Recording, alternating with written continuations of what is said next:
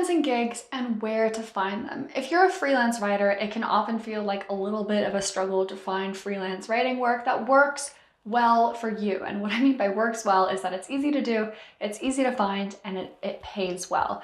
So I wanted to create this guide walking through 6 different types of freelance writing content. I'll talk about where you can find them, as well as what kind of writers they're best for. Because, you know, some people are better suited to doing one type of freelance writing work than another. And if you're better at it, it's liable that you'll enjoy it more and you'll get paid better for it too. I used to think freelance writing was just like Carrie Bradshaw, right? Like you're just typing away, like Sex in the City, writing your blog and getting, you know, paid $40,000 a month or whatever for your little pithy opinions on the internet. It's not like that. I was very disappointed to find out, but my sort of research led me to uncover these 6 different types, and I'm excited to walk you through each one and lay out the benefits, pros, cons, and how you can get it. Number 1, brand journalism. This is a relatively new, up-and-coming type of writing. So brand journalism, at its face, is a little bit like marketing. It's where you write about a brand in a kind of subtle way. You're advertising for them, but you're not telling the reader that you're advertising for them. This seems sneaky and it can feel a little slimy sometimes, but you have to remember that you are abiding by the number 1 tenet of good writing, and that is providing value for the reader. So the article might look like a recommendation or some links, but the primary purpose is still to deliver value to the reader. And as long as you abide by that, as well as mentioning your brand, that's brand journalism. It's totally allowed, and a lot of brands are really looking for this kind of quality writing. The reason it's so popular is because people hate ads. You can tell when you're being sold to. You can tell when you're reading content that's designed primarily to sell, and that makes it less than effective for some people. Instead, brand journalism sells, but instead of by saying like, you need to buy this, it talks about something else while highlighting the benefits or features of the product or service that you're writing about. It's a skill that's in high demand because you have to walk this tricky line of sales, not sales, marketing, not marketing, and it has to be really fantastic writing. There's an example I found on fitnancials.com. The article is called 10 Black Friday Tips to Save You the Most Money. And the author links to a couple different places like Rakuten, and she's not saying you should buy Rakuten, but it's possible that Rakuten hired her to create this listicle, and that acts as brand journalism because you're writing about this brand but without being overt or blatant. To find this type of work, there are 2 ways that have worked for me. First of all, you can find places and pitch them. Okay, so I have found it to be really, I've been relatively successful going through angel lists, up-and-coming startups, because if they're up-and-coming, it means that they have a lot of money and very little time. And that means that they're looking for someone like you who is willing to take some of the load. The writer who is successful at brand journalism is someone who's opinionated, someone who isn't going to just give a kind of, just present the facts in a row and not make a decision one way or another. A brand journalist has to be sharp and witty and has to have a very specific opinion on any number of things. The aim of this type of freelance writing is to convince someone to buy something, but in an unobtrusive way. Number 2, ghostwriting. So this is not where you are pretending to be a ghost and writing. It's where you are pretending to be somebody else. So ghostwriting is the type of writing, whether for a book, a speech, for a blog post, a LinkedIn, anything can be ghostwritten. And what this means is typically somebody more prominent or somebody who's trying to build their brand, will hire somebody else to do the actual writing work for them. It's hard to find this work. It's very, very lucrative if you can find it, but it's hard to find because nobody wants to admit that they've used a ghostwriter. Many people outwardly say, oh no, I don't use a ghostwriter, but then I know because I know the ghostwriter or I am their ghostwriter. So this kind of work is hard to find. Nobody's gonna be like shouting from the rooftops that they're looking for a ghostwriter. I found that Reedsy's blog on this subject was really, really valuable, and they say that the best way to do it is to network. I myself have found this to be true. All of my ghostwriting work most of my ghostwriting work has come to me because somebody else recommended me. So you need to find your niche and really find the people who are writing in that area and market yourself as the go-to writer for X, your niche. I thought that tip was really good. Freelancers who will be good at this kind of work or who would enjoy this are people who are really like chameleons. So you can adapt to any set of talking points. You can take very limited feedback and really develop that voice on your own. You don't take criticism very harshly because you will get a lot because you're trying to write for somebody else to their very specific standards. And yeah, like being able to write to very specific talking points is going to be a must. It's also going to be good for people who are building relationships. So as a ghostwriter, it's absolutely paramount to build a relationship with the people you're ghostwriting for. If you're not good at building relationships, you won't be a good ghostwriter. Number 3, article/feature writing.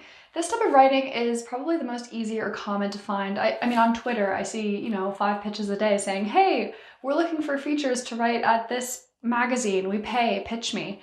The hardest part of these is not finding the pitches, it's actually learning to pitch. I've pitched a number of times unsuccessfully, and it doesn't pay as well as brand journalism or ghostwriting. However, the benefits are that it's normally pretty easy to find something that's already within your interest range because there are so many of these pitches, and that means that it's going to be relatively fun to write. You can get your foot in the door. For example, I started writing articles for Pop Sugar Voices. They paid $50 for like a 600, 800 word blog post. That was a really good rate for me. And it can be a really good way to start building your portfolio with some of these more entry-level examples of where you can start putting these feature/articles. There are a lot of different resources for this type of freelance work. You can try Freedom with Writing newsletter. You can you can go to Call for Pitches, their Twitter account. They tweet out calls for pitches. The freelancer who will enjoy this is somebody who is very persuasive at pitches. This isn't me. There's a reason I don't do a lot of this work, and it's because I'm not very good at pitching.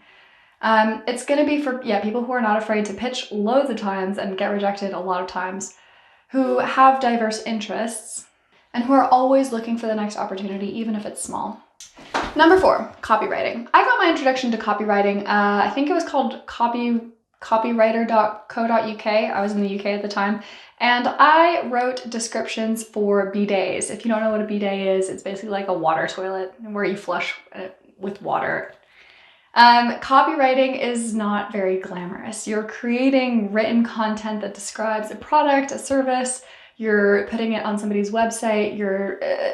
You can think of it as the younger sister of brand journalism. You're writing with the aim to sell. Only with this one, you can be a lot more overt and a lot more blatant about what you're doing. The benefit of this is that copy is literally everywhere. If you've looked at a magazine, if you've looked at an Amazon product, if you've looked at a website today, you've seen copy. Demand for copy is incredibly high, and it's even higher for people who are good at saying a lot with very few words. To find copy work, so I began writing for Copify.uk, like this, but there are opportunities all over the place. So I have a pretty regular search on LinkedIn that shows copywriting opportunities, and Indeed.com is also really good for this. I mean, even just Googling and applying will be one place to start. Copywriters are very much wanted, and just a quick search can point you to your first opportunity. The type of freelancers who will be best at this are freelancers who have a gift for storytelling, SEO, and who aren't afraid to inject a little bit of spice into their work. Number 5, technical writing. This is the most intimidating type of writing because it's a little bit like copy in that you have to write something to sell it, but it's usually because the reason somebody needs a technical writer and not a copywriter is because they're talking about something that is very complicated or isn't very simply understood. That's where the technical copywriter comes in, or the technical writer. At its core, it's just descriptive writing about something that is very specialized or very technical in nature. Usually it's instructing the reader how to do something. To find this work, again, technical writing is probably even more in demand than copywriting. And there are lists all over the internet. I loved Elle McCain's post on the subject, but even again, just searching on Google, LinkedIn, Indeed will offer you some technical writing opportunities for people who are desperate for writers like you. If you're really struggling to find good technical writing opportunities, the overwhelming recommendation that I came across was to start small. Try getting a very small assignment on Fiverr to start building your portfolio and gradually expand out of your comfort zone and into a more specialized and technical niche. The best writers for this are the ones who can take very complex ideas, easily and quickly understand them, and then produce writing that simplifies it without minimizing it. And number 6, blogging for revenue.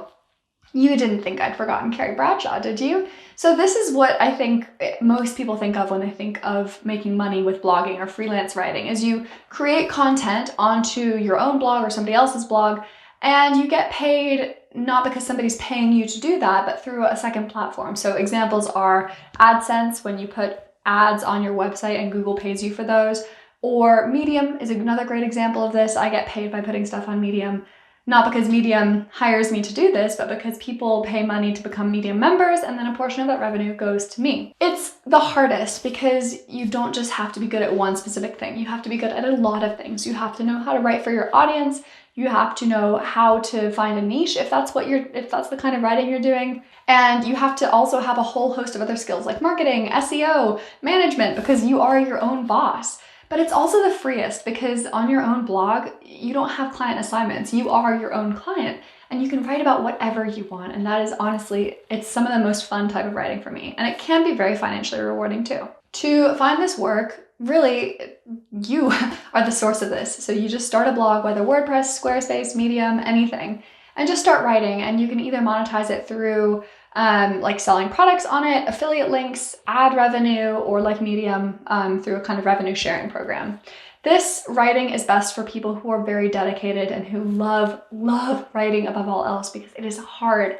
It is grinding. When somebody else is paying you, it's easy to fill the brief. When you're responsible for creating your own work and paying yourself, or getting paid through AdSense or Medium, it's a lot harder. You need discipline to be this kind of writer. But you, me, and Carrie Bradshaw, we can do it. Freelance writing, it's been my dream since I was like 7. I always thought I wanted to be a fiction writer, but then realizing that I could write nonfiction and get paid for it was a game changer for me. Hopefully these 6 types of freelance writing, not all of them are good for everyone, but hopefully at least one of them stuck out to you and will give you some ideas for where to start looking, where you can start writing, and start building your portfolio in that area. There's nothing wrong with any of these. Like I kind of crapped on copywriting, but it's actually, copywriting is great. If you have a gift for that, it can be really rewarding. Same with technical writing or ghostwriting or feature writing or brand journalism or blogging for revenue. All of these are amazing options. And at the end of the day, you're getting paid to write. And isn't that what we all want? I know it's what I want. So if you want to live your best Sex and the City Carrie Bradshaw dreams, hopefully one of these resonated with you and you can go pursue that writing dream. All right, everyone, happy writing and have a great rest of your day.